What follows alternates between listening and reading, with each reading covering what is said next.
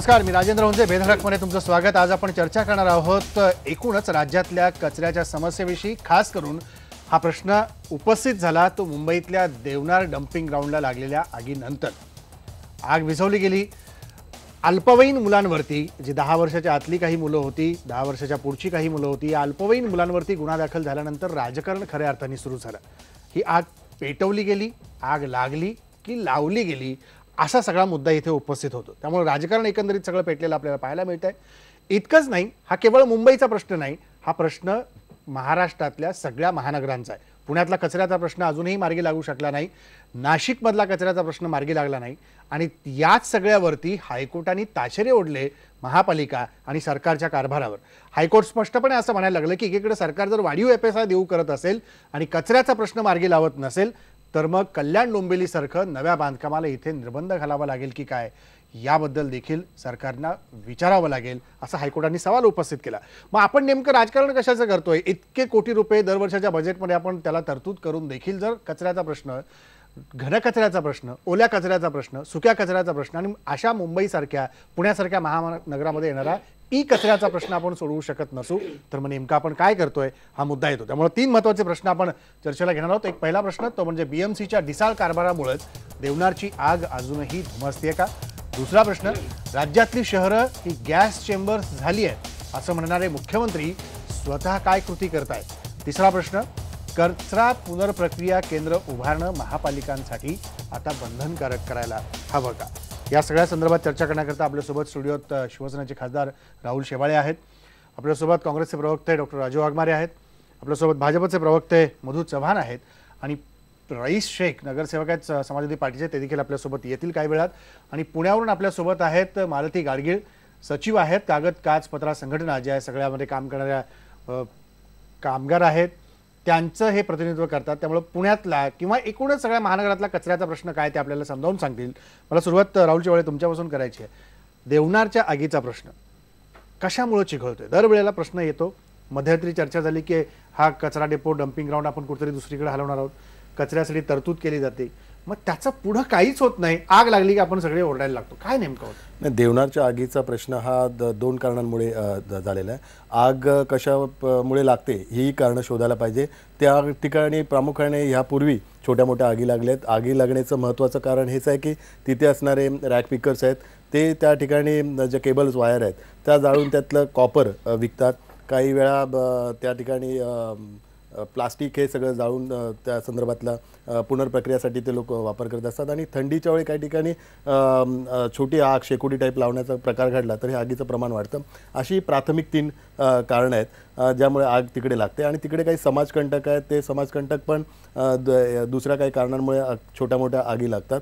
तर तिथे स्थानिक पोलिसांच्या माध्यमातून पण ते समाजकंटकांवर ज्यावेळी कारवाई होती त्यावेळी ते आग आटोक्यात येते.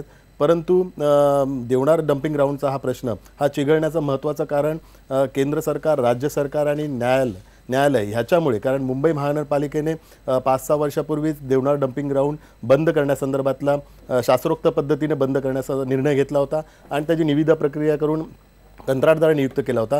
कंत्राटदाराने तिथे काम पण चालू केलं होतं. शास्त्रोक्त पद्धतीने देवनार डम्पिंग ग्राउंड संपूर्ण बंद करून त्या ठिकाणी 2000 मेट्रिक टनचा वेस्ट टू एनर्जीचा प्रोजेक्ट निर्माण करण्याचं त्याला कंत्राट दिलं होतं. कंत्राट दिल्यानंतर केंद्र सरकारच्या ज्या परवानग्या होत्या, फॉरेस्ट डिपार्टमेंट असेल, CRZ असेल, ह्या परवानग्या वेळी ज्या मिळायला पाहिजे होत्या ज्या वेळेत त्या न मिळाल्या कारणामुळे तो प्रोजेक्ट डिले झाला. आणि राज्य सरकारची जी लीज ॲग्रीमेंट जी मिळायला पाहिजे होती, कारण लीज ॲग्रीमेंट मिळाल्यानंतर त्या कंत्राटदाराला बँकांकडून फायनान्स मिळणार होता. दुर्दैवाने राज्य सरकारने त्यावेळी काँग्रेसचं गव्हर्नमेंट होतं, काँग्रेसच्या गव्हर्नमेंटने ते लीज ॲग्रीमेंटवर सह्या केल्या नाही आणि 4 वर्ष तो प्रकल्प रखडवला. आणि त्याचवेळी काँग्रेसच्या त्याच गव्हर्नमेंटने तळोजा इथे जो MMRDचा प्रकल्प होता ज्या ठिकाणी टिफिन फी जास्त आहे असा आक्षेप कित्येक जणांनी घेतला. आणि मुंबईचा जो प्रकल्प आहे त्या ठिकाणी टिफिन फी जास्त आपण देतोय हा एका कारणास्तव मुंबईचा प्रकल्प रखडवला आणि तळोजाच्या प्रकल्पाला लीज ॲग्रीमेंटची सही दिली. हा दुजाभाव काँग्रेसच्या गव्हर्नमेंटने त्यावेळी केला. त्यामुळे हा प्रकल्प 4 वर्ष रखडला. आणि 4 वर्षानंतर निवडणुकीच्या पूर्वी शिवसेना भाजपचं महानगरपालिकेतली सत्ता आहे त्यांच्यावर कुठे ना कुठेतरी आरोप व्हावा त्याकरता SIT अपॉइंट केली आणि SITचा पण रिपोर्ट द्यायला 2 वर्ष लावले. 2 वर्षांच्या रिपोर्टनंतर SITने सांगितलं की निविदा प्रक्रिया बरोबर झाली नाही, त्यामुळे हा निविदा प्रक्रिया तुम्ही कॅन्सल करा. परंतु ते कॅन्सल करताना जी कारणं दिली ती तळोजाला पण लागू होतात, पण ती तळोजासाठी न वापरता केवळ देवनार डम्पिंग ग्राउंड आणि मुलुंड डम्पिंग ग्राउंडसाठी वापरण्यात आली. संपूर्ण मुंबई शहराची जर पाहणी केली तर 10,000 मेट्रिक टन मुंबई महानगरपालिकेतर्फे गोळा करण्यात येतो आणि त्या कंजूरमार्ग डम्पिंग ग्राउंड असेल, मुलुंड डम्पिंग ग्राउंड आणि देवनार डम्पिंग ग्राउंड या ठिकाणी तो पुनर्प्रक्रिया करता पाठवला जातो. पण दुर्दैवाने राज्य सरकारच्या असहकार्यामुळे, केंद्र सरकारच्या असहकार्यामुळे आणि वेळोवेळी न्यायालयात कोण ना कोणीतरी जाऊन PIL ॲडमिट केल्यामुळे न्यायप्रविष्ट असल्या कारणामुळे आयुक्त पण त्या संदर्भात काय निर्णय घेऊ शकत नाही आणि कोणी निर्णय घेऊ शकत नाही. त्यामुळे हा प्रकल्प रखडला आणि मुंबईकरांसमोर ही गंभीर समस्या उद्भवली. आज जर तो प्रकल्प यशस्वीरित्या राबवला असता तर आतापर्यंत देवनार डम्पिंग ग्राउंडचा प्रश्न मार्गी लागला असता आणि देवनार डम्पिंग ग्राउंडच बंद झालं असतं. केवळ तिकडे 2,000 मेट्रिक टनचा वेस्ट टू एनर्जीचा प्रोजेक्ट चालू राहिला या असता. सगळ्यामुळे रखडल्याचं तुम्ही म्हणताय, पण मधुजी मला तुम्हाला विचारायचं आहे की इकडे आपण स्वच्छ भारत अभियान असं सुरू करतो आणि दुसऱ्या बाजूला कचऱ्याचा प्रश्नही मार्गी लावत नाही. मुख्यमंत्री म्हणतात की महानगर सगळी गॅसची चेंबर्स झाली आहेत. आता हे चेंबर्स फुटण्याची आपण वाट बघतोय का? काय नियोजन करायला पाहिजे? हो पी हळदनी हो गोरी असं होत नाही. म्हणजे मी आता राजकारण करत नाही, मी एक तांत्रिक याच्या तर्काच्या आधारावर बोलतोय. 60 वर्ष झाली हो मुंबई शहरासारखे. मुंबई शहर हे एक ज्वालामुखीच्या तोंडावर उभं राहायला आपण सगळं म्हणतोय. हे एक बेट आहे, याला आपण त्या ठिकाणी जमीन 1 इंच पण वाढवू शकत नाही. 1970 पासून आणि आतापर्यंत मुंबईचं जर आपण त्या ठिकाणी पॉप्युलेशन पाहिलं असेल, आज सगळ्यात जास्त देशामध्ये महाराष्ट्र हा जास्त नागरीकरण होत चाललेला आहे. त्याच्यामध्ये 48 ते 49% नागरीकरण होत आहे.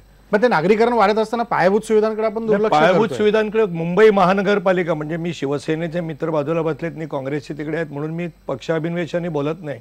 जास्तीत जास्त भारतीय जनता पार्टीने शिवसेनेने नागरी सुविधा देण्याचा प्रयत्न केलाय. मूळ मुद्दा असा आहे की देवनार डम्पिंग ग्राउंडच्या बाजूला आज जे त्या वस्ती वाढली आहे त्याचा इथे तर मी काय केलं त्याला पुन्हा धर्माचा आधार दिला जाईल. ती वस्ती त्या ठिकाणी वाढल्यातले किती वाढले आहे? 1972 पासून किंवा त्याच्या पूर्वीपासून स्वर्गीय त्या ठिकाणी रजनी पटेल मुंबई काँग्रेसचे अध्यक्ष होते. त्याच्यानंतर स्वर्गीय मुरली देवरादाले आमचे मित्र होते. तुम्ही महानगरपालिकेच्या निवडणुकीच्या तोंडावर किंवा त्यावेळेच्या त्या ठिकाणी विधानसभेच्या निवडणुकीच्या तोंडावर सगळे काँग्रेसचे मॅनिफेस्टो काढा की आम्ही आता 1972-70 पासूनच्या सगळ्या झोपड्यांना मान्यता देणार, आम्ही नंतर 1980च्या झोपड्यांना मान्यता देणार, आम्ही 1990च्या झोपड्यांना मान्यता देणार. तुम्ही त्या ठिकाणी मान्यता दिली गेली, परंतु त्याचबरोबर त्या ठिकाणी त्यांना पायाभूत सुविधा सुद्धा देणं आवश्यक आहे. ज्यावेळेला स्वर्गीय वसंतदादा पाटील मुख्यमंत्री होते महाराष्ट्राचे आणि उपमुख्यमंत्री त्या ठिकाणी रामराव अधिक होते, त्यावेळेला मुंबई महानगरपालिकेची सगळी स्वायत्तता at the stroke of the pen काढून टाकली. पूर्वी मुंबई महानगरपालिकेच्या तिथे घेतलेल्या ठरावांची अंमलबजावणी करण्याचं काम कमिशनर करत असे, पण आता कुठलाही ठराव केला तरी त्या ठिकाणी राज्य सरकारला तो जर अहिताचा वाटत असेल किंवा त्या ठिकाणी बरोबर वाटत नसेल तर रद्द करू शकतात. आता त्यांनी सांगितलं त्याची मी पुनरावृत्ती करत नाही. लीजवर जमीन द्यायला पाहिजे डम्पिंग ग्राउंडला, कोणी वेळ लावला? त्या ठिकाणी काही तुम्हाला वाटलं असेल की बाबा त्या कन्सल्टन्सी, आता कुठली एवढी मोठी गोष्टी करताना कन्सल्टन्सी करावी लागते.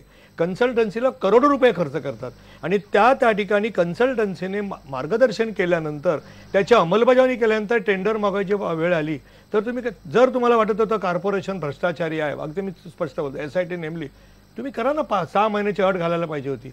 आज मुंबई शहरामध्ये कचरा इतका काय करणार तुम्ही? जिथे तुम्ही जाल, उद्या पनवेलमध्ये एखादी जागा शोधा, पनवेलमध्ये आंदोलन सुरू होईल. मग तुम्ही त्या ठिकाणी बॉर्डरवर जागा शोधा, ठाण्यामध्ये आंदोलन सुरू होईल. मधुजी तेच झालंय की नागरीकरण आपण प्रचंड वेगाने वाढवतोय, पण त्याच्या आपण वाढवतोय म्हणजे ऑटोमॅटिकली वाढतंय देशामधलं नागरिक. नाही बिलकुल वाढतंय, पण ते वाढवतंय जाणीवपूर्वक मी म्हणतोय, कारण याला आपण जबाबदार कुठतरी आपल्या प्रशासनाला धरणार की नाही? कारण जर ही सगळी नागरीकरण वाढतंय, हे वाढत असताना आपण त्याचा येणारा डम्पिंग ग्राउंडचा प्रश्न असेल, त्याच्या येणाऱ्या पायाभूत सुविधांचा प्रश्न, याचा कुठेही विचार करत नाही होत. अजिबात करत नाही, असं होत नाहीये. मग डम्पिंग ग्राउंडचा कांजूर मार्ग, कांजूर कुठे करणार? कचरा मुंबईतला टाकणार कुठे सांगा तुम्ही? कांजूर मार्गामध्ये प्रोजेक्ट चालू आहे, त्याने आता सांगितल्याप्रमाणे तिथे गॅस आणि खत तयार होत आहे. त्याच्यानंतर आता नवीन तळोजा आणि ऐरोली त्या ठिकाणी करतात. आताच मुख्यमंत्र्यांनी सांगितले MMRDAचा सगळा महाराष्ट्र त्या ठिकाणी MMRDAचा जो कार्यक्षेत्र आहे किंवा क्षेत्र आहे त्या सगळ्यांचा मिळून कचरा एकत्र करू. कचऱ्याचा प्रश्न हा पॅरिस पासून लंडन पासून जगात सगळ्या जगामध्ये आहे आज, परंतु तिथे त्या ठिकाणी राजकारण कमी केलं जातं आणि पण आपल्याकडे कुठं काय जास्त कमी होतंय, आपल्याकडे जास्तच होतंय. आपण दोष देतो, त्याच्यापेक्षा सगळ्यांनी मिळून आता काय करायचं याचा विचार काही मूलभूत गोष्टींचा केला पाहिजे ना. नाही केला पाहिजे निश्चितपणे, पण त्यात राजकारण होता कामा नये. राजू वाघमारे, आता याच्यात काय राजकारणाचा प्रश्न मी काढत नाहीये. देवनार डम्पिंग ग्राउंड हा जो प्रकार आहे, आपण फार पूर्वी पाठीमागे जाण्याची काही गरज नाही. 1996 साली पहिल्यांदा स्मोक अफेक्टेड रेसिडेन्स फोरम म्हणून एक संस्था स्थापन करण्यात आली. डॉक्टर संदीप राणे होते, त्यांनी पहिल्यांदा PIL टाकली.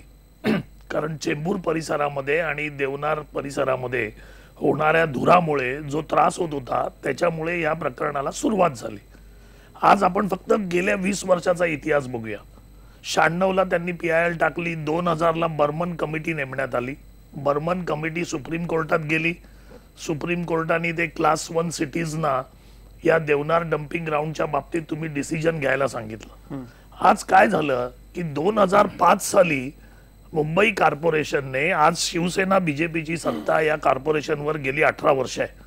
2005 साली यांनी कन्सल्टंट नेमला ILFS, आणि ILFSनी 2005 साली मुंबई महानगरपालिकेला रिपोर्ट दिला.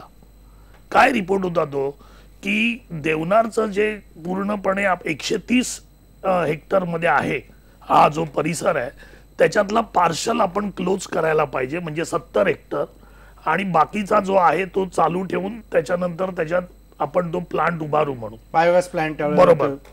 त्यांनी ILFSनी जो प्रकार सांगितला होता त्याच्या आधी 2000 पासून 2005 पर्यंत MCGMनी गोराई येथे बायो रेडिमिनेशनचा प्लांट चालू केला आणि त्याला खर्च लागत नाही. त्या प्लांटला, त्या लँडफिलच्या कामाला खर्च, एक्सपेन्सेस लागत नाही. आता तो चालू होता 2000 ते 2005 मध्ये. नंतर महानगरपालिकेने का तो प्लांट बदलला आणि त्यांनी कॅप्टिव्ह जी सिस्टीम आहे ती त्यांनी चालू केली. ती कॅप्टिव्ह सिस्टीम म्हणजे काय प्रेक्षकांना सांगतो, कारण त्याच्यावर कचऱ्यावर तुम्ही मड आणि दुसऱ्या आवरणाचं आवरण टाकावं लागतं, त्याला सुरुवातीपासून खर्च येतो. ही सिस्टीम का आली? एक्सपेन्सिव्ह आहे, एन्व्हायरमेंटचं त्याच्यामध्ये नुकसान होतं, त्याच्यामध्ये खर्च जास्त होतो, ती राबवता येत नाही, त्याच्यामुळे आगी वगैरे प्रकार लागतात. ते का होतं, ती का सिस्टीम बदलली, मुंबई महानगरपालिकेने कोणालाही सांगितलं नाही. 2005 साली ILFSनी जो त्यांनी कमिटी रिपोर्ट दिला त्याच्यात सांगितलेलं 110 कोटी रुपये खर्च आहे. आणि कुठेही असा प्रकार नाही देशामध्ये त्यावेळी की टिपिंग, जे ऑपरेटर जे हा कचरा उचलतात त्यांना टिपिंग 40 रुपये द्यायचं असं ILFSच्या 2005च्या अहवालामध्ये होतं. 2008 साली स्टँडिंग कमिटीची मीटिंग झाली. 2008 साली त्या स्टँडिंग कमिटीचा जो रिपोर्ट होता, त्या स्टँडिंग कमिटीच्या रिपोर्टची तारीख मी तुम्हाला सांगतो. त्या स्टँडिंग कमिटीच्या रिपोर्टमध्ये त्यांनी असं सांगितलं, आणि तो रिपोर्ट त्यांनी कुठेही बाहेर आणला नाही. तो जी तारीख होती 10/11/2008, आणि तो रिपोर्ट कुठेही बाहेर आला नाही. आणि त्या रिपोर्टमध्ये म्हणजे 2007 साली परत ILFSनी रिपोर्ट दिला. काय रिपोर्ट दिला असेल की हे म्हणतात SIT ठेवली किंवा चौकशी झाली, लोक न्यायालयात जातात. का जाणार नाही? ज्या कंपनीने 2005 साली 40 रुपये टिपिंग फी लावलेली, तोच 2007 मधला रिपोर्ट आहे, त्याच्यामध्ये त्यांनी टिपिंग फी लावलेली आहे 450 रुपये. 40 रुपये ते 450 रुपये. तो रिपोर्ट, तो स्टँडिंग कमिटीचा अहवाल, मी तारीख सांगतो इकडे, 10/11/2008 साली. ते का वाढले पैसे, टिपिंग फी का वाढली, याचं कोणी कोणाला सांगितलं? आपण उत्तर घेऊ. राहुल शेवाळे, तुम्ही उत्तर द्या. सन्माननीय वाघमारेंनी अभ्यास खूप केलेला आहे, पण दुर्दैवाने त्यांनी अर्धवट माहिती घेऊन आलेले आहेत. गोराईचे जे डम्पिंग ग्राउंड आहे तो शास्त्रोक्त पद्धतीने सायंटिफिकली क्लोजिंगचा प्रोजेक्ट आहे तो, आणि सेम सिस्टीम देवनार डम्पिंग ग्राउंडला आपण राबवतोय, सेम कंपनीज ती राबवत आहे. ILFSच्या संदर्भात एवढा उहापोह करत आहेत, त्यांना अज्ञान असेल ILFSच्या संदर्भात. ILFSचं या देवनार डम्पिंग ग्राउंडच्याच प्रोजेक्टच्या संदर्भात इन्क्वायरी चालू आहे, IL&FS मुळेच मुंबई महानगरपालिकेचं नुकसान झालेलं आहे. IL&FS ची एवढी वकिली करतायत. IL&FSच्या संदर्भात गोराई डम्पिंग ग्राउंडच्या संदर्भात IL&FSने जो रिपोर्ट दिला होता की या ठिकाणी एवढं कार्बन क्रेडिट निर्माण होईल आणि महानगरपालिकेला ह्याच्यात आर्थिक फायदा होईल आणि त्यानुसार महानगरपालिकेने एशियन डेव्हलपमेंट बँक बरोबर करार केला आणि त्यातून निर्माण होणाऱ्या कार्बन क्रेडिटच्या संदर्भातला तो करार केला. परंतु दुर्दैवानं IL&FSने जो रिपोर्ट दिला होता तेवढं कार्बन क्रेडिट निर्माण व्हायचं तेवढं निर्माण झालं नाही. महानगरपालिकेचं आर्थिक नुकसान झालं आणि महानगरपालिकेची मानहानी झाली आणि दुर्दैवाने महानगरपालिकेच्या इतिहासातली पहिली गोष्ट आहे की महानगरपालिकेला जे एशियन डेव्हलपमेंट बँकचे पैसे पुन्हा रिटर्न करावे लागले. काही समितीचा ही कमिटी नेमली नाही, हे IL&FS ची बाजू घेतात. IL&FS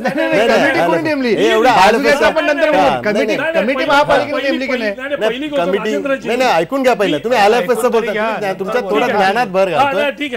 हा सायंटिफिकली क्लोजिंग प्रोजेक्ट आहे. जो एखादा एक्झिस्टिंग डम्पिंग ग्राउंड असतो तो क्लोज करण्यासाठी तो सायंटिफिकली क्लोज करावा लागतो आणि त्याच्यावर ते सॉइलचे लेअर मड असेल किंवा ऍक्च्युअली देवनार डम्पिंग ग्राउंडला हाच एक प्रॉब्लेम झाला की देवनार डम्पिंग ग्राउंडला कित्येक वर्ष कचरा तसाच पडलेला आहे आणि त्या ठिकाणी मिथेन गॅस क्रिएट झालेला आहे. या 1-1.5 वर्षापूर्वी कोर्टाने तिथे रॅबिट टाकायची परवानगी नाकारली. जे डेब्रिज असतं बिल्डिंगचं मटेरियल ती टाकण्याची परवानगी नाकारली. यापूर्वी कचऱ्यावरती डेब्रिज टाकला एक लेअर असतो, त्याच्यानंतर कचरा असतो, त्याच्यानंतर डेब्रिज आणि जो मिथेन गॅस क्रिएट होतो तो एका पाईपद्वारे तो बाहेर काढला जातो किंवा त्याचं लिक्विड असते तर त्याच्यावरती पुनर्प्रक्रिया होतो. ही सिस्टीम आपण कांजूरमार्गला राबवतो. दुर्दैवाने देवनार येथे राज्य सरकारच्या असहकार्यामुळे न्यायालयाच्या निर्णयामुळे ह्या गोष्टी राबवण्यात नाही आल्या आणि गेली 1.5 वर्ष तिकडे डेब्रिज न टाकल्या कारणामुळे मिथेन गॅस क्रिएट झाला आणि तो मिथेन गॅस ऑक्सिजनच्या संपर्कात आला तर कोणी आग लावायची गरज नाही तर अशीच तिथे आग लागते. आज हे थंडीचा दिवस आहे, रात्री थंडी असते, दिवसा ऊन असतं. ह्या दिवसांमध्ये पण हे आगीचे प्रकार ह्याच एका कारणामुळे होतं की मिथेन ऑक्सिजनच्या संपर्कात आल्यानंतर तिकडे आगीचं प्रमाण होतं. IL&FSच्या संदर्भात सांगतो, IL&FSच्या त्या निर्णयाच्या विरुद्धच खऱ्या अर्थाने राज्य सरकारने SIT अपॉइंट केली. IL&FSनेच त्याचं प्रोजेक्टची कॉस्ट कमी करून टिफिन फीच्या संदर्भात हे केलं. IL&FSच्या ह्या निर्णयामुळेच जे SITचे जे ताशोरे आहेत ते IL&FSच्याच निर्णया विरुद्ध आहेत. तर दुर्दैवाने सन्माननीय वाघमारे IL&FSची वकिली करतायत आणि पूर्ण सायंटिफिकली हा सगळा महानगरपालिकेचा प्रोजेक्ट कांजूरमार्गला चालू आहे. तो यशस्वीरित्या चालू आहे. कांजूरमार्गला महानगरपालिका बायोरिएक्टर सिस्टीमने तिथे राबवतोय. ही एक फक्त तांत्रिक गोष्ट आहे आणि ह्या सगळ्या गोष्टीत महानगरपालिकेची अडचण न्यायालयामुळे पण झाली आहे. केंद्र सरकारचं असहकार्य, राज्य सरकारचं असहकार्य, जे जुनं आताचं सहकार्य न्यायालयात का स्पष्टपणे सगळ्या न्यायालयात ह्या गोष्टी सगळ्या स्पष्ट मांडल्या. न्यायालयात आता एकच तुम्हाला उदाहरण सांगतो. न्यायालयाने सांगितलं की मुलुंड आणि देवनार डम्पिंग ग्राउंड बंद करावे. मुलुंड आणि आज मुंबई शहरात 10,000 मेट्रिक टन निर्माण होतो. तो कुठे टाकायचा ते न्यायालयाने सांगितलं नाही आणि एक वर्षात का 6 महिन्यात नवीन डम्पिंग ग्राउंड निर्माण होऊ शकत नाही. तळोजाचं जरी पोझिशन मुंबई महानगरपालिकेला दिलं तरी ते 6 महिने का 1 वर्ष त्या ठिकाणी संपूर्ण प्रोजेक्ट बनायला लागेल. ऐरोलीला पण लागेल. दुर्दैवाने न्यायालय आदेश देतं सर्व बंद करा पण ते कुठे टाकावं त्या संदर्भातला निर्णय देत नाही. देवनारच्या बाबतीत पण ते झालं. 25 तारखेला न्यायालयाच्या आदेशाप्रमाणे मुंबई महानगरपालिकेने जो एक्झिस्टिंग कॉन्ट्रॅक्टर आहे UPL तर त्याला बंद करण्याची नोटीस इश्यू केली आणि त्याला संपूर्ण प्रोजेक्ट कॉर्पोरेशनला हँडओव्हर करण्यासाठी सांगितलं. 25 तारखेनंतर महानगरपालिकेने तिथे पर्यायी व्यवस्था करायला पाहिजे होती त्याची माहिती घेतली तर महानगरपालिकेने 3 महिन्यापूर्वी टेंडर काढले होते की त्या ठिकाणी UPL कॉन्ट्रॅक्टर निघून गेल्यानंतर कोण तिकडे कंत्राटदार असेल. पण दुर्दैवाने एकाही कंत्राटदाराने त्या निविदा प्रक्रियेला सपोर्ट न केला, रिस्पॉन्स न दिल्या कारणामुळे तिथे कंत्राटदारच नियुक्त झाला नाही. त्यामुळे 25 तारखेला त्याला नोटीस इश्यू करून तो प्रोजेक्ट ज्यावेळी महानगरपालिकेने हाती घेतला त्यावेळी महानगरपालिकेकडे आग विझवणे इतर या गोष्टी ज्या पर्यायी व्यवस्था होत्या त्या न केल्यामुळे ह्याच्यात खऱ्या अर्थाने महानगरपालिका आयुक्त आणि ज्या अधिकाऱ्यांची पण जबाबदारी आहे त्यांनी ह्या गोष्टी करायला पाहिजे होत्या. ज्यावेळी त्याला नोटीस इश्यू करतात प्रशासन, न्यायालय, केंद्र सरकार, राज्य सरकार हे 4ही जण जबाबदार आहेत. यात केवळ महानगरपालिका जबाबदार नाही आणि कुठला राजकीय पक्ष नाही. चौघांची जबाबदारी असं म्हणतात. आता मी बोलतो पहिली सगळ्यात मी प्रेक्षकांना सांगू इच्छितो आणि आपल्याला पण की IL&F वगैरेची आम्ही वकिली करायचा काही प्रश्न नाही कारण IL&F ची नेमणूक ही मुंबई महानगरपालिकेने केली होती. त्याच्यात आमचा काही नाही. त्याच्यात मी एक करतो. मुंबई महानगरपालिकेने जरी नियुक्ती केली तरी ह्याच्यात अर्बन डेव्हलपमेंट UDचा खूप महत्वाचा रोल असतो. त्यांच्या सूचना असतात, त्यांच्या सूचनानुसार तो कन्सल्टंट आणि केंद्र सरकारचे JNURMचे जे नॉर्म्स होते केंद्र सरकारने त्यावेळी सूचना केल्या. म्हणजे तुम्हाला असं म्हणायचं त्यावेळेला काँग्रेसचं सरकार होतं त्यांचा आरोप आहे. आरोप आहे. सिद्ध करून दाखवू. आता बोला ना, आता त्यांचं ऐकून घेऊ. बोला. आता मी बोलू. बोला. IL&F ची नेमणूक ही कोणीही केंद्र सरकार आणि राज्य सरकारनी केलेली नाहीये. कन्सल्टंट नेमलाय तो मुंबई महानगरपालिकेने, यांनी नेमलेला कन्सल्टंट आहे. यांनी टिपिंग फी कुठेही नाही आहे. यांनी टिपिंग फी त्यावेळी 2005 साली त्या कन्सल्टंटनी सांगितलं 40 रुपये. तोच कन्सल्टंट 2007 मध्ये परत अहवाल देतो तेव्हा यांनी सांगितलं 450 रुपये. हा प्रश्न कधी आला? ज्यावेळी स्टँडिंग कमिटीमध्ये तो पास झाला त्याच्यानंतर 2009 साली पेपरमध्ये बातमी आली की देवनारचा प्रोजेक्ट 5,500 करोड. त्यावेळी एक कंपनी आहे नॅशनल बिल्डिंग कन्स्ट्रक्शन, त्या लोकांनी आयुक्तांना पत्र लिहिलं की आम्ही जर 0 टिपिंग फी मध्ये काम करायला तयार आहोत तर तुम्ही एवढे पैसे कसे देताय? 450 रुपये आणि 650 रुपये. त्यावेळी हे प्रकरण पूर्ण कोर्टात गेलं. आयुक्त आणि SIT त्यावेळी आली. प्रश्न असा आहे, ऐका, प्रश्न असा आहे की 40 रुपये जी कंपनी सांगते ती 2 वर्षात 450 सांगते. स्टँडिंग कमिटीची डेट मी सांगितली, स्टँडिंग कमिटीचा तो अहवाल त्याच्यामध्ये जे पास झालं त्याच्यामध्ये हे 450 रुपये होते. हा सगळा गोंधळ म्हणजे तेव्हापासूनचा असं तुम्ही याच्यातून म्हणताय. काय आहे, याच्यातून काय सिद्ध होतंय? मला हेच सांगायचं आहे की शिवसेना बीजेपीच्या काळामध्ये हा जो भ्रष्टाचाराचा प्रकार चालू आहे, युनायटेड फॉस्फरसला तुम्ही कॉन्ट्रॅक्ट देताय, राज्य सरकारने ते कॉन्ट्रॅक्ट अजून सँक्शन नाही केलं. त्यावेळी मुंबई महानगरपालिकेने 18 करोड रुपये दिले राज्य सरकार त्या कंपनीला दिले. ज्यावेळी विचारण्यात आलं की 18 करोड का देत आहेत तर म्हणतात आम्ही 30 करोडची कॅप ठेवतो, ज्यावेळी ते कॉन्ट्रॅक्ट होईल त्यावेळी ते पैसे ऍडजस्ट होतील. म्हणजे मुंबई महानगरपालिकेला एवढी घाई होती की कॉन्ट्रॅक्ट पूर्ण व्हायच्या आधी 18 करोड द्यायला तयार होते आणि दिले त्यांनी. प्रश्न असा आहे की आपण एवढे पैसे मी तुम्हाला सांगतो तुमच्या ज्ञानात आपण तारीख आहे. ज्ञानाचा प्रश्न नाही. मी एक मिनिट, मी तारीखवार सांगितलेलं आहे. या तारखा तर कोणी चेक करू शकतं, RTIचा अहवाल कोणी चेक करू शकतं. त्याच्यामुळे खोटं बोलायचा प्रश्न नाही. प्रश्न आहे मुंबई महानगरपालिकेच्या भ्रष्टाचाराचा आणि हे ज्या लोकांच्या आरोग्यावर जो परिणाम झालाय चेंबूर आणि देवनार. दुर्दैवाने शेवाळे साहेब पण चेंबूरचेच आहेत, पण आज चेंबूरच्या लोकांच्या आरोग्यावर जो परिणाम झालाय, देवनारच्या लोकांच्या आणि आज मुंबई हवेमुळे हा जो परिणाम रेस्पिरेशनचा त्रास होतोय. तुम्हाला आता एक आकडेवारी सांगतो की लहान मुलं जी जन्माला येतात त्या जन्माला येणाऱ्या मुलांच्या 1000 मुलांमागे 60 to 80 मुलं जी दगावतात ती चेंबूर देवनार या आजूबाजूच्या परिसरात. कारण बीजेपी आणि शिवसेना आहे असं पूर्ण वाक्य करा. आता ती मुलं जी मरतात त्याला कारण बीजेपी शौचवे खाके हात चालले. मुंबई शहरात तुमच्या पापाचं फळ आहे. लोक पोट हातावर घेऊन आली. 60 वर्ष तुम्ही लुटलात देश आणि आता लुटायच्या भाषा करता. तुम्ही तांत्रिक चर्चा करा. तांत्रिक मुद्द्यावर मुंबई शहराचा टीव्हीवर कोणाला बोलत आहे? 35 तुम्ही तांत्रिक चर्चा चेंबूर देवनार या परिसरात किती मुलं मरतायत? 1000 मुलांमागे 60 ते 80 मुलं मरतायत. तो मुद्दा मला ब्रेक नंतर घ्यायचा डॉक्टर. आरोग्याचा मुद्दा मला ब्रेक नंतर घ्यायचा आहे. शिवसेना आणि बीजेपीचा तो मुद्दा मला ब्रेक नंतर घ्यायचा आहे. तांत्रिक मुद्द्यावर मला ब्रेक नंतर घ्यायचा आहे मधुजी मुद्दा तो. पण येतो रईस शेख, तुम्हाला मला चर्चेत आणण्याची ही चर्चा ऐकता तुम्ही मागासपासून. पण सुरुवातीला जो मुद्दा उपस्थित केला गेला की ह्या सगळ्या मुंबईतल्या डम्पिंग ग्राउंडचा जो मुद्दा आहे, जे मुंबईचा कचरा होण्याची आपण किती दिवस वाट बघणार आहोत की कचऱ्याची विल्हेवाट करण्यासाठी काही योजना कायमस्वरूपी आखणार आहोत? काय तुम्हाला दिसतं? तुम्ही महापालिकेत काम करता, काय गोंधळ नेमका? नहीं, सबसे पहले तो राजू वाघमारे जी ने इतने सारे स्टेटिस्टिक्स दिए, यही सब स्टेटिस्टिक्स लेके तो हम पृथ्वीराज चौहान जी के सामने गए थे बराबर, और हमने कहा था कि देखिए देवनार की ये हालत है, देखिए चेंबूर की ये हालत है.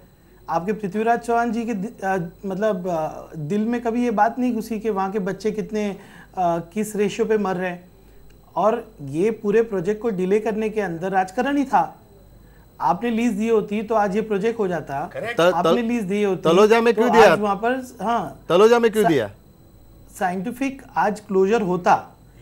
जो हो चुका है, इतना बड़ा हिसाब आपके करप्शन का लिया है. अभी मुझे ये पूछना है कि आने वाले दिनों टिफिन फी दिले देशातली सर्वात जास्त. आगे हमको देखना है. आज 7 दिन से वहाँ आग लगी हुई है. 7 दिन से मैं राहुल शिवाले जी से भी कहूंगा कि मुझे बड़ा अफसोस है कि महापौर हो गए या स्थायी समिति अध्यक्ष हो गए या उप महापौर हो गए, किसी ने वहां पर आकर लोगों की पूछ लेने की जरूरत नहीं समझी। मैं खुद आके गया। नहीं, मैं आप आके गए, आपका धन्यवाद, लेकिन आपसे भी मैं कहूंगा, मधु चौहान जी से भी कहूंगा और सभी पक्षों से कहूंगा कि देवनार के लोगों में, गोवंडी लोगों के ऊपर रहम कीजिए। 7 दिन से वहाँ के बच्चे स्कूल नहीं जा पा रहे हैं, इतना वहाँ पर धुआं है। जो हो चुका। हमने आयुक्त को एक शॉर्ट टर्म प्लान दिया है कि जहाँ पर जो वहाँ पर एसेंशियल सर्विसेज जो महानगर पालिका को रन करनी चाहिए वो अभी इम्प्लीमेंट की जाए। राहुल शिवाले जी ने बहुत सही बात की कि 25 तारीख को अगर आप एक कॉन्ट्रैक्टर को कह रहे हो कि आप अपनी सर्विसेज टर्मिनेट करो, क्या वो अतिरिक्त आयुक्त जिसने वहाँ पर वो सुविधाएं क्रिएट नहीं की जो हैंडओवर के बाद मुंबई महानगर पालिका को इम्प्लीमेंट करनी है, उस पर क्या कार्रवाई करेंगे आप लोग? अभी आज जो गुजर चुका है उस पर मैं मातम नहीं करने आया हूँ, मैं आप सबसे भी अपील करने आया हूँ कि देवनार के अंदर रहने वाले जो रहवासी है वो बहुत त्रास्त हैं। मैं राज्य शासन से भी कहूँगा, मुंबई महानगर पालिका से भी कहूँगा कि आप इसको गंभीरता से लीजिए। मैंने कुछ दिनों पहले सम्माननीय मुख्यमंत्री जी का एक बयान सुना कि मुंबई एक गैस चैम्बर बन गया है। 20 साल आपकी सत्ता मुंबई महानगर पालिका में थी, आप कुछ किए नहीं।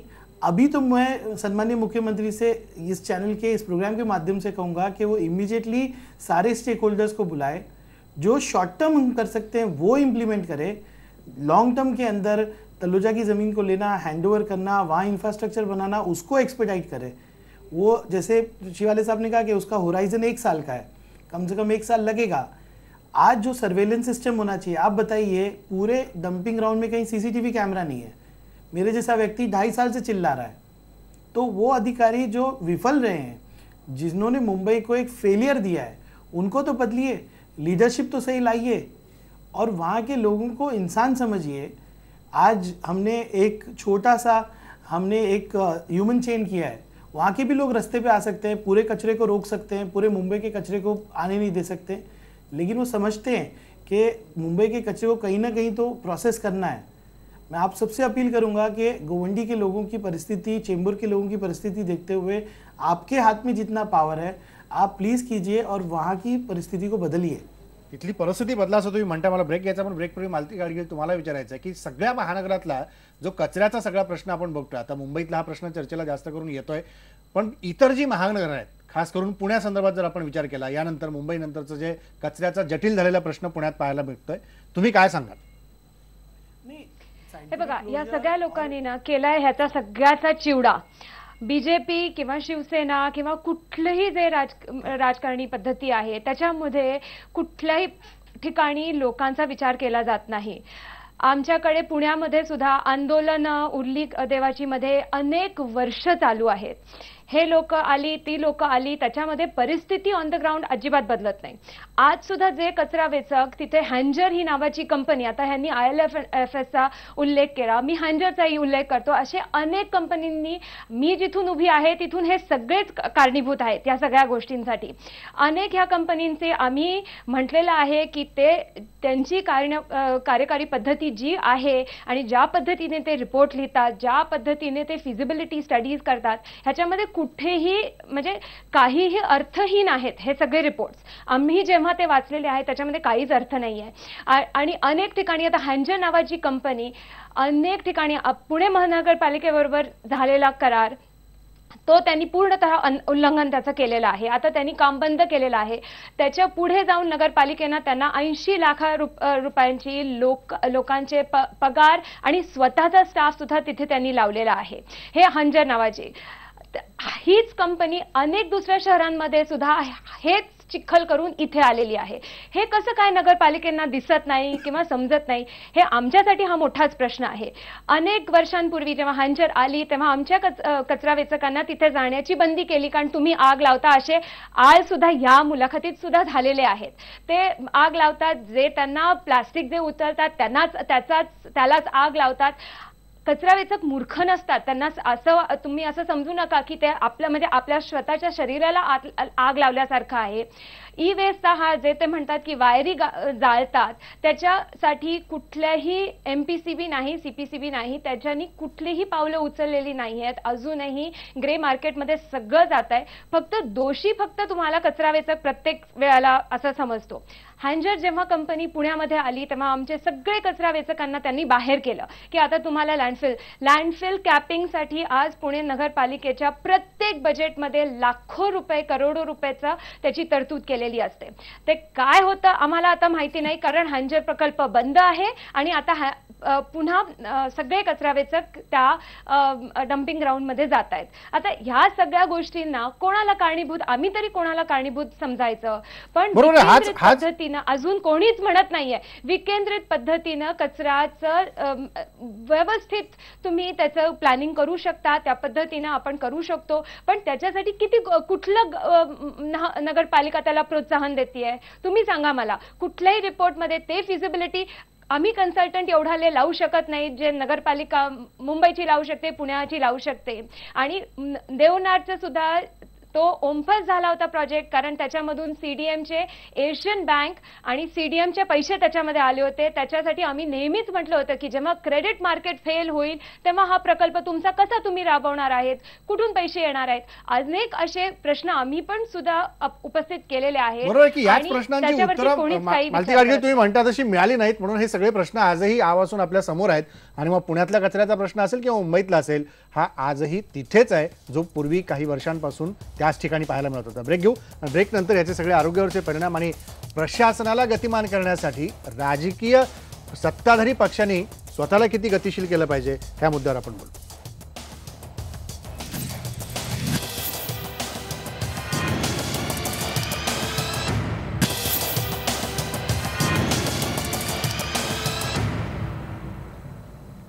ब्रेकनंतर स्वागत तुमचं. मला हाच मुद्दा मधुजी परत जो शेवटी आपण या भागात आलो आहे, कचऱ्याची विल्हेवाट लावायची कशी. राजकारण तर हे वर्षानुवर्ष चालत आलेलं आहे. आत्ताही आपण काय ब्रेकपूर्वी थोडंफार राजकारण पाहिलं या सगळ्या मुद्द्यातलं.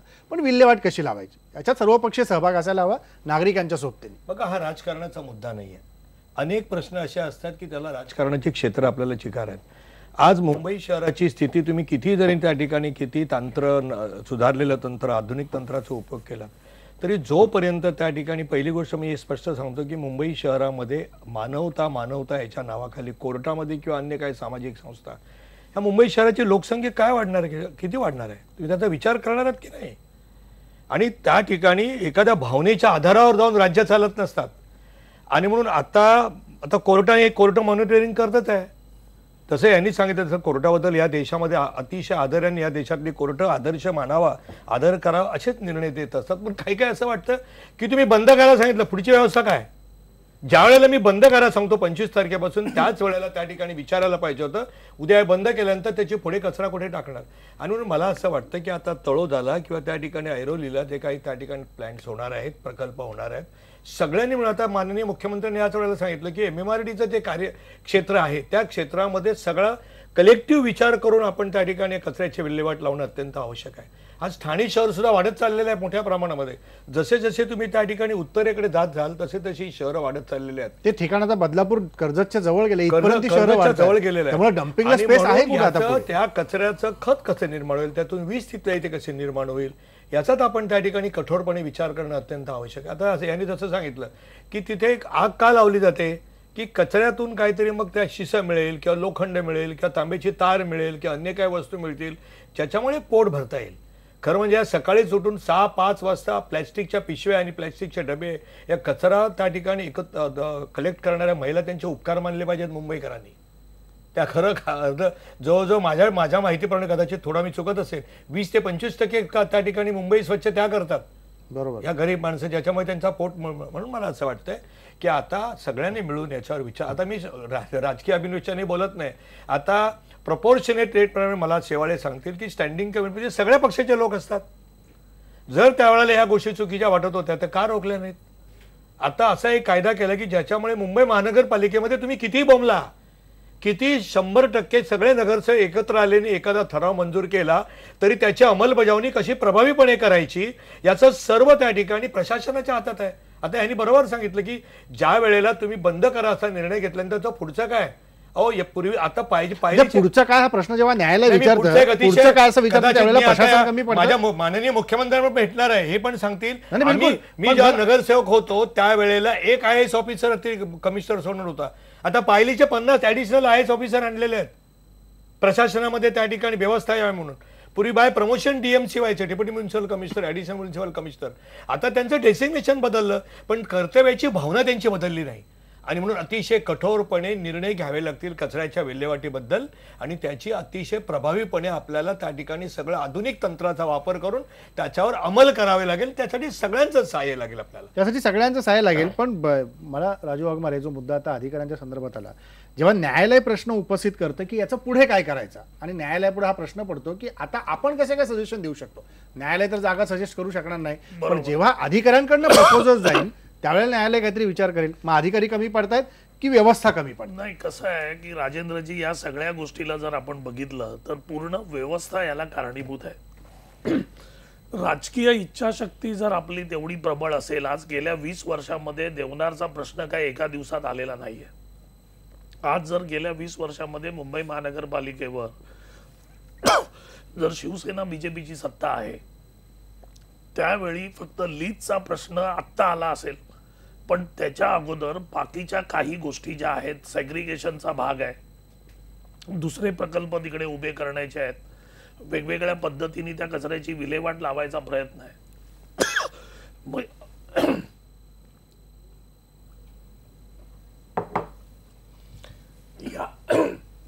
या सगळ्या गोष्टी या त्या 20 वर्षामध्ये पार पडलेल्या नाहीये. हा सगळा मुद्दा तिथून आलाय, त्या 20 वर्षात पार पडल्या गेल्या नाहीत म्हणून हा सगळा प्रश्न आज जटिल झालाय असं ते म्हणतात. तर 20 वर्षामध्ये सरकार यांचंही होतं, त्याच्या आधी तुमचं होतं, आता तुम्ही सत्तेत आलात.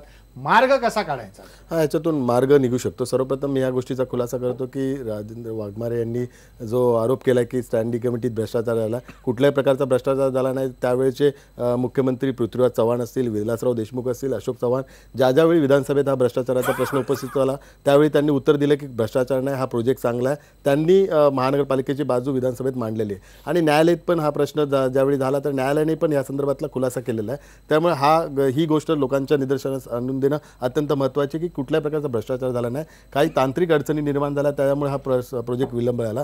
ह्याच्यात जर सोल्युशन काढायचं असेल तर शास्त्रोक्त पद्धतीने देवनार डम्पिंग ग्राउंड संपूर्णतः पहिला क्लोज केला पाहिजे, जे मुलुंड डम्पिंग ग्राउंडच्या संदर्भात पण आपण निर्णय घेतोय.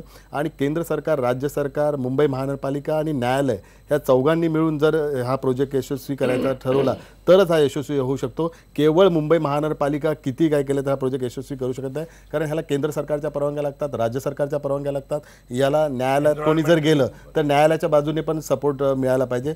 तर दुर्दैवाने ह्या गोष्टी न झाल्या कारणामुळे हा प्रश्न गेले कित्येक वर्ष प्रलंबित राहिला. मी माननीय आयुक्तांना ह्या संदर्भातला एक ॲक्शन प्लॅन करायला सांगितलेला आहे. मुंबई शहरात जे 7 झोन आहेत त्या 7 झोनमध्ये ट्रान्सपोर्ट स्टेशन केलं तर त्या कचऱ्याचं विकेंद्रीकरण होईल आणि त्या 60 ठिकाणी जर कचऱ्यावर पुनर्प्रक्रिया करण्याचं वेस्ट टू एनर्जीचा प्रोजेक्ट असेल तर कुठला किंवा 2,000चे छोटे छोटे जर प्रोजेक्ट बनवले तर मुंबई शहरातला जो 10,000 मेट्रिक टनचा कचरा आहे तो एकाच ठिकाणी देवनारला न येता तो 60 ठिकाणी तो रिलोकेट होईल, विभागला जाईल आणि त्याच्यावर प्रक्रिया होईल. आज देशामध्ये हा एक ह्या गोष्टीला सर्वच महानगरपालिका सामोरं जाताना तांत्रिक अडचणी येतो. जसा त्यांनी पुण्यातल्या कंपनीच्या बद्दल जो वाईट अनुभव बोलला तो देशातल्या सगळ्या महानगरपालिकांना या सर्व कंपन्यांबद्दल वाईट अनुभव आहे. हे सर्व वाईट अनुभव जर कंपन्यांबद्दल येत असतील तर त्या महापालिकेत सत्तेत असलेल्या लोकांनी तर त्याचा विचार करावा. नेमणूक केल्यानंतर त्याचा वाईट अनुभव होतोय. हा देशातली ह्याचं कारण काय, आज जो देशामध्ये वेस्ट टू एनर्जी संदर्भात संपूर्ण सर्व महानगरपालिका जे राबवतात त्यात सर्व महानगरपालिका फेल गेल्यात. त्यात महत्त्वाचं कारण इंडियन वेस्टमध्ये जे रिटर्न्स मिळायला पाहिजे, ज्या रिटर्न्समुळे एनर्जी जनरेट होते ते रिटर्न्स मिळत नाही. इंडियन वेस्टमध्ये मॉइश्चर जास्त असल्या कारणामुळे हे सगळे प्रोजेक्ट फेल होतात आणि सगळे प्रोजेक्ट PPP मॉडेलवर आहे. PPP मॉडेलवर त्याचं स्वतःची गुंतवणूक असते आणि नंतर त्यांना एनर्जी जनरेट होत नाही, रिटर्न्स काय मिळत नाही, त्यामुळे ते पैसे त्यात जास्त गुंतवत नाहीत, हात वरती करतात. अंजरच्या बाबतीत असेल, रोकेम असतील, सगळ्या महानगरपालिकेचा हाच अनुभव आहे. PPP मॉडेलवर देतात आणि ती कंपनी नंतर त्यात इन्व्हेस्ट करत नाही रिटर्न्स न मिळाल्या कारणामुळे. त्यामुळे मी पार्लमेंट कमिटीचा पण मी मेंबर आहे. मी केंद्र सरकारला पण या सूचना केल्यात. जर देशात वेस्ट टू एनर्जीचा जर प्रोजेक्ट राबवायचा असेल तर सर्वात पहिली प्राथमिकता आपली डिस्पोजल ऑफ वेस्ट याच्यावर कॉन्सन्ट्रेट करायला पाहिजे. आणि वेस्ट टू एनर्जीचा प्रोजेक्ट करायचा असेल तर एकच तंत्रज्ञान पूर्ण देशात राबवायला पाहिजे जे इंडियन वेस्टवर त्याच्यावर प्रक्रिया होऊ शकते. आणि त्याला केंद्र सरकार, राज्य सरकार आणि महानगरपालिका तिघांनी अर्थसहाय्य केलं तर तो प्रोजेक्ट यशस्वी होऊ शकतो. कुठलाही प्रायव्हेट पार्टी आता इन्व्हेस्ट करायला तयार नाही, कारण इंडियन वेस्टमधून रिटर्न्स काही मिळत नाही आहे, एनर्जी पण जनरेट होत नाही ज्या प्रमाणात जे रेशो दाखवलं जातं, त्यामुळे सगळे प्रोजेक्ट फेल होतात. आता सर्वात पहिली आपली प्राथमिकता की नागरिकांच्या आरोग्याला त्रास होणे, पुनर्प्रक्रिया जेव्हा होईल तेव्हा पण डिस्पोजल ऑफ वेस्ट, त्या लक्ष केंद्रित करायला पाहिजे. मी आदरणीय राहुलजी शेवाळेंच्या मताशी सहमत नाही आहे. कारण वेस्ट आपण जर पकडलं तर पूर्ण जगामध्ये प्रत्येकाची लाईफस्टाईल सर्वसाधारणपणे तशीच झालेली आहे. आपल्याकडे कम्प्युटर्स आहेत, मी तुमच्याकडे जगात सगळीकडे कम्प्युटर्स आहेत आणि वेगवेगळ्या प्रकारची लाईफस्टाईल जी आपण इथे उपभोगतोय ती जगामध्ये आहे. जर जगामध्ये PPTचे जे मॉडेल्स आहेत ते जर यशस्वी होत आहेत, वेस्ट टू एनर्जीचे प्रकल्प यशस्वी होत आहेत, तर ते भारतामध्ये का होत नाहीत किंवा मुंबईत का होत नाहीत, याला कारण राजकीय इच्छाशक्ती. मी परत एकदा सांगतो, तीच तर आहे. दुसरी गोष्ट, राज्य सरकारने परवानगी दिली असते तर पूर्ण झालं असतं ना. राज्य सरकारच परवानगी देत दुसरी नाही. गोष्ट, अनेक वेस्ट टू एनर्जी प्रकल्प हे फेल गेलेले आहेत. जागतिक पातळीवरती सुद्धा एक मिनिट मालती यांचा मुद्दा पूर्ण होता, मी येतो. जर यांनी लीज अग्रीमेंट दिलं असतं तर आतापर्यंत देवणार डम्पिंग ग्राउंडचा प्रोजेक्ट कंप्लीट झाला असता. राजकीय मुद्दा तिथे लाडतोय डॉक्टर, परत येऊन इच्छाशक्तीचा उल्लेख करू नका. राजेंद्रजी, लीजचा प्रश्न कधी आला? 5 वर्षापूर्वी आला. 5 वर्षापूर्वी आला. राजकीय इच्छाशक्ती 2010 पासून आलेला आहे. डम्पिंग ग्राउंडची क्षमता सन्माननीय वाघमारेंना अज्ञान आहे. टेंडर एकदा दिल्यावर विदाउट लीज अग्रीमेंट टेंडर देऊ शकत नाही. तुम्ही मला सांगा आपल्याला की माहित यांना कळत नाही का नाहीये अगोदर? राज्य सरकारच्या परवानगीशिवाय ते करू शकत नाही. लीज द्यावं लागतं. होय, लीज द्यावं लागतं ते. लीज हा त्यातला एक मुद्दा असेल. लीज हा त्यातला एक मुद्दा लीज असेल. महत्वाचा प्रश्न आहे. आज जो कॉन्ट्रॅक्टर नियुक्त केलाय त्याला लीज अग्रीमेंटवर राज्य सरकारने सहीच केली नाही तर त्याला कुठली बँक फायनान्स शिवसेना बीजेपीच्या महानगरपालिकेला अडचणीत आणण्यासाठी निर्णयच घेतला नाही. हा विधानसभेत पण अहो, चर्चा रस्त्याच्या झाला, बाबतीत कोर्टात पण तेच चर्चा आहे, झालेला. सगळीकडे खड्ड्यांच्या चर्चा झालेला. बाबतीत तेच आहे, यांची पाण्याच्या राजकीय बाबतीत इच्छाशक्ती तेच नाही. आहे, त्यामुळे मुंबईचा आरोग्याच्या कचरा केलेला बाबतीत आहे तेच आहे. लोकांनी. म्हणजे आणि सत्ता देवनारच्या स्वतःला पाहिजे. संदर्भात आणि खापर राज्य सरकारवर फोडायचं. कसं शक्य आहे? राज्य आपल्याला माहित सांगा नसेल ना, महानगरपालिकेचे प्रमुख 30 कोण असतं? 30-35 महानगरपालिकेचे कोटीचा प्रमुख प्रकल्प माननीय आहे मुख्यमंत्री यांचा. असतात. अर्बन डेव्हलपमेंटच्या काय अंडर म्हणजे महानगरपालिका कसं काय असते सांगणार? आणि सांगा. सगळे अधिकार अर्बन डेव्हलपमेंटचे CM ला असतात. दुर्दैवाने ठीक आहे. काही केलं मुंबई नाही. डॉक्टर एक मिनिट, 5 वर्षापूर्वी सीएम नी केलं बरोबर. नसतं. आताचे सीएम का नाही करत? आताच्या CM ना आम्ही हीच विनंती केलेली आहे. आताचे सीएम का नाही करत? आम्ही वर्ष होऊन गेला ना सत्तेला. बरोबर आहे. monitoring करायला कोर्टाचे ठरवलंय. हा सगळं न्यायालयाने ठरवलंय. आता न्यायालयाचे monitoring आता ऑर्डर आलेले आहेत आणि कोर्टाचे आदेश आणि राज्य सरकारने या संदर्भातला SITचा आदेश आल्यानंतर राज्य सरकारने सूचना दिलेल्या आहेत. चीफ सेक्रेटरीच्या अंडर ह्याचे कमिटी अपॉइंट झालेली. चीफ सेक्रेटरी MMRDचे आयुक्त असेल, मुंबई महानगरपालिकेचे आयुक्त या संदर्भातला एक ऍक्शन प्लॅन बनवतात आणि आज केंद्राची स्वच्छ भारत योजना आहे ती राबवण्यात पण केंद्राचा फंड आलेला आहे आणि आता हा अंतिम टप्प्यात आहे. प्रश्न मार्गी लागणार की नाही? 100% लागणार. नुसतं आश्वासन नको.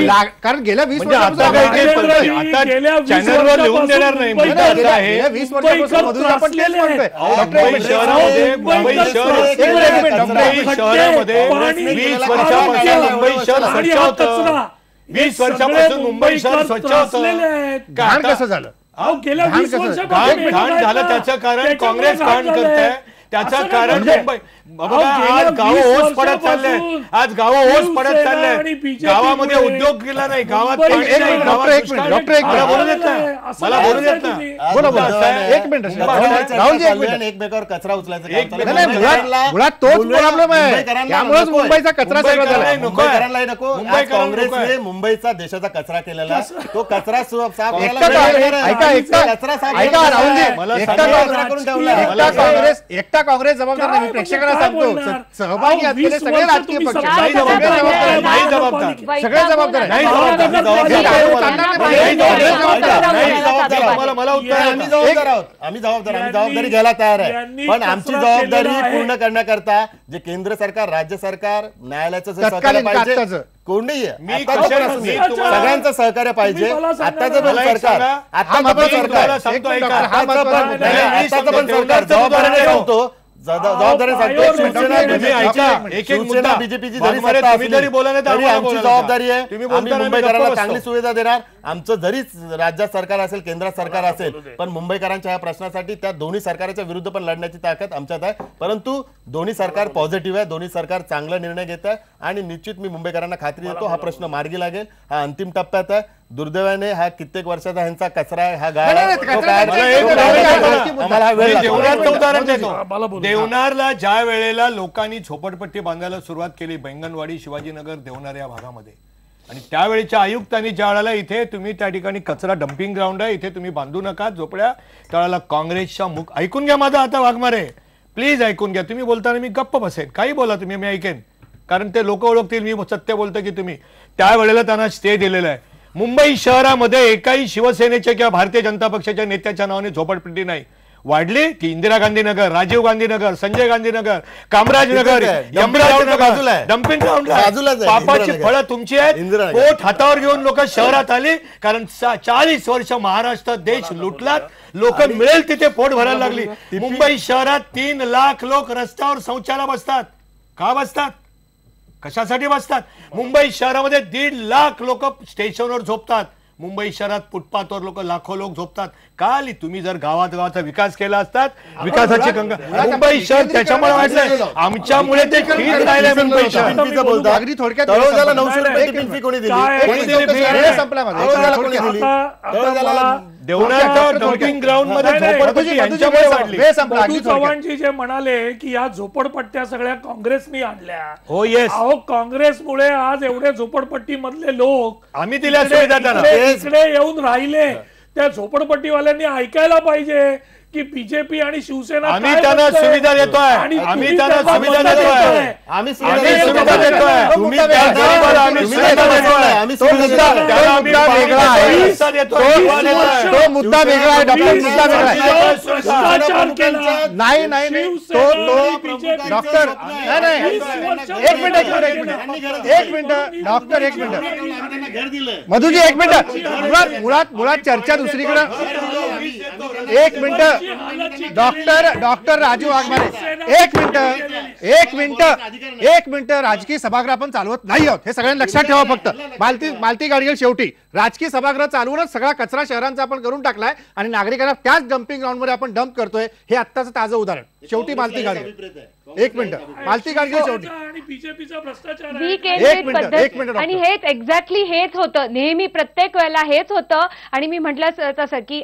जर का आमचे कचरा वेचक असते तर आता हे सगळं भांडण ऐकून गेली असे आणि म्हणते की हे असं फुटाणे करत बसणार, आपण जाऊन बाहेर कचरा वेचायला जाऊया आणि खरं त्याच्यामध्ये काहीतरी फरक करूया. जोपर्यंत विकेंद्रित पद्धतीनं हे सगळं होत नाही तोपर्यंत ह्या प्रश्नाचं काहीही उत्तर होणार नाही. जसं आहे देवनारवरती किंवा दुसरीकडे जसं आहे तसंच चालू राहील. पण कुठल्याही राज्य सरकार किंवा केंद्र सरकारने आज सुद्धा स्वच्छ भारत अभियानचा तुम्ही उल्लेख केला, त्याच्यामध्ये सुद्धा तुम्ही एकीकडे म्हणता वेस्ट टू एनर्जी आता म्हणजे ते चालूच नाही, चालू शकत नाही. पण त्याच्यामध्ये सुद्धा सबसिडीज अनेक ठिकाणी अजूनही वेस्ट टू एनर्जी प्लांट्सना आहेत. हेच जर का सबसिडीज विकेंद्रित पद्धतीनं कचराचं नियोजन करण्यासाठी किंवा त्याच्यावरती प्रोसेसिंग करण्यासाठी खत प्रकल्प असतात, रिसायकलिंग असतात, त्याच्यामध्ये जर का हात पैसा ओतला गेला आणि खरंच लोकांवरती आज जर का ओतला गेला, कुठलेही तंत्रज्ञान ह्याच्यामधून निघणार नाहीये, कुठली टेक्नॉलॉजी ह्याच्यात हे सॉल्व्ह करणार नाहीये. फायनली लोकच ह्याच्यामध्ये उतरणार आणि त्याचं विकेंद्रित पद्धतीने रिसायकलिंग खत प्रकल्प ह्याच्यामधूनच ह्याच्यासाठी लॉंग टर्म सस्टेनेबल प्लॅन होणार आहे. विकेंद्रीकरण जोपर्यंत आपण या सगळ्या गोष्टीचं करत नाही तोपर्यंत त्या कचऱ्याची काही विल्हेवाट लागत नाही. आणि तो कचरा केवळ हा साचतोय शहरांमध्ये, याचं कारण यात होत असलेलं राजकारण आणि यात सगळा गुंतलेला राजकीय इच्छाशक्तीच्या अभावाचा मुद्दा. मग गुंतलंय कोण? प्रशासन, नेते की सत्ता चालवणारे अधिकारी?